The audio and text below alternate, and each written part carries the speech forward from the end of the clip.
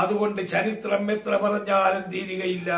കാണാം, മുർസൽക്കരശരായ ചിരന്ത നബി നായകർക്ക് ഈരാർ തലമുറയിൽ പിറന്തേ മൊഹീദ്ദീനേ.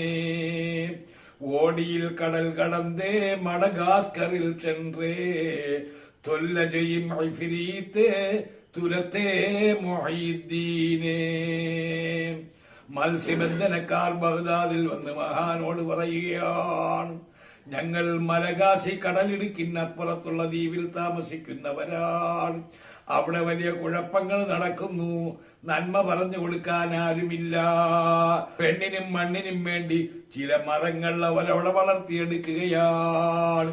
നാട്ടുകാരെല്ലാം പിരിച്ചെടുത്തതായ സ്വർണം കാട്ടുമുരുക്കിന്റെ പൂവിനെ പോലെ ചുമന്ന ഫസ്റ്റ് ക്വാളിറ്റിയുള്ള ചുമന്ന ആ സ്വർണം ശരീരത്തിൽ മുഴുവനും അണിഞ്ഞതിന് ശേഷം കെട്ടിക്കാത്തതായ വിവാഹം കഴിക്കാത്തതായ കുമരിയായ ഒരു പെൺകുട്ടിയെ അവിടെ ഒരു ഗുഹയ്ക്കകത്ത് കൊണ്ട് നിർത്തണം. നേരം വെളുക്കുമ്പോൾ കടപ്പുറത്ത് അവരുടെ ശരീരം കഷ്ണം കഷ്ണമായി കിടക്കും. അവരുടെ പൊന്നൊന്നും കാണുകയില്ല. ഇതാണ് അവിടെ നടക്കുന്നത്. മാലദ്വീപ് ദേവ് തന്നെ കന്യരാൽ വധം ചെയ്ത് നരബേലിയെ പോക്കിയേ കുതുബേ മൊഹീദ്ദീനേ.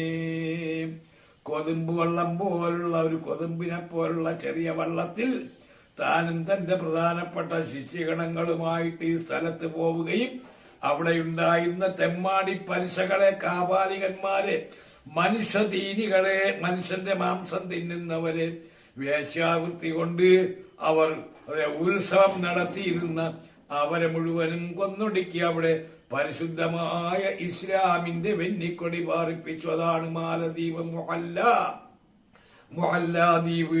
കേട്ടോ, മഡഗാസ്കറിൽ ചെன்றേ തൊല്ല ചെയ്യും ഇഫ്രീത്തെ തുലത്തെ മൊഹീദ്ദീനേ.